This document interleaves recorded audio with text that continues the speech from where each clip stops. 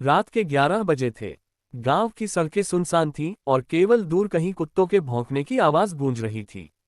चांद की धुंधली रोशनी जंगल के किनारे बसे छोटे से गांव दीवानपुर पर छाई हुई थी।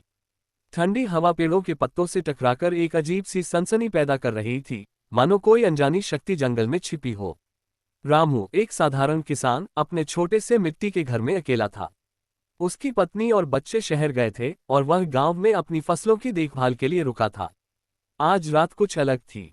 हवा में एक अजीब सी बेचैनी थी और रामू को बार बार ऐसा लग रहा था जैसे कोई उसकी खिड़की के बाहर खड़ा हो। वह अपने चारपाई पर लेटा हुआ था जब अचानक एक ठक ठक की आवाज आई। यह आवाज इतनी धीमी थी कि पहले तो उसे लगा शायद हवा ने खिड़की को हिलाया हो, लेकिन फिर वही आवाज इस बार और तेज, ठक ठक ठक। रामू का दिल धड़कने लगा।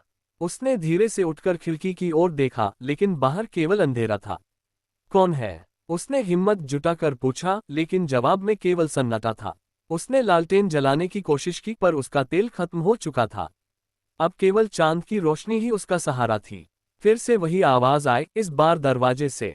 ठक ठक ठक। रामू ने अपनी लाठी उठाई और धीरे धीरे दरवाजे की ओर बढ़ा। उसका गला सूख रहा था और पसीने की बूंदें उसकी पीठ पर बह रही थीं। उसने दरवाजा खोलने से पहले एक बार फिर पूछा, कौन है वहां? कोई जवाब नहीं। उसने हिम्मत करके दरवाजा खोला। बाहर कोई नहीं था, लेकिन हवा में एक ठंडी सिहरन थी जो उसके रोंगटे खड़े कर रही थी। तभी उसे दूर जंगल की ओर से एक हल्की सी हंसी सुनाई दी। ये हंसी किसी औरत की थी, लेकिन इतनी ठंडी और खौफनाक कि रामू के पैर जम गए। वह जल्दी से दरवाजा बंद करके वापस अपनी चारपाई पर बैठ गया। उसने सोचा कि शायद यह उसका वहम है, लेकिन तभी फिर से वही आवाज, इस बार छत से। ठक ठक ठक। अब रामू को यकीन हो गया कि यह कोई साधारण बात नहीं थी। उसने अपनी लाठी और अधिक कसकर पकड़ ली और ऊपर की ओर देखा। छत की मिट्टी की परतों के बीच से उसे कुछ हिलता हुआ दिखा। अचानक एक काला साया छत से नीचे उतरा। यह एक औरत थी जिसके बाल बिखरे हुए थे और चेहरा इतना पीला कि वह चांद की रोशनी में चमक रहा था। उसकी आंखें खाली थीं, जैसे उनमें कोई आत्मा न हो। वह धीरे धीरे रामू की ओर बढ़ी और उसकी हर सांस के साथ कमरे में ठंड बढ़ती जा रही थी। तू कौन है? रामू ने कांपते हुए पूछा। साया रुका और फिर उसने एक मुस्कान दी जो इतनी डरावनी थी कि रामू की चीख निकल गई। मैं वो हूँ जिसे तुमने भुला दिया, उसने फुसफुसाते हुए कहा।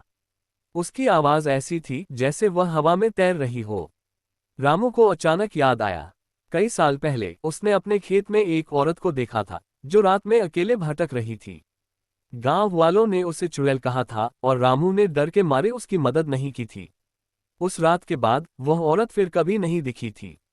क्या ये वही थी? साया अब और करीब आ रहा था। रामू ने अपनी लाठी उठाई और चिल्लाया, दूर रहो। लेकिन साया रुका नहीं। उसने रामू के सामने रुककर कहा, तूने मुझे उस रात अकेला छोड़ दिया, अब मैं तुझे अकेला नहीं छोड़ूंगी। रामू की आंखों के सामने अंधेरा छा गया। अगली सुबह जब गांव वाले उसके घर पहुंचे तो रामू अपनी चारपाई पर मृत पड़ा था। उसके चेहरे पर डर का ऐसा भाव था जैसे उसने कुछ भयानक देखा हो। उसके दरवाजे पर केवल 3 खरोंच के निशान थे, मानो किसी ने पंजों से दरवाजे को खुरचा हो।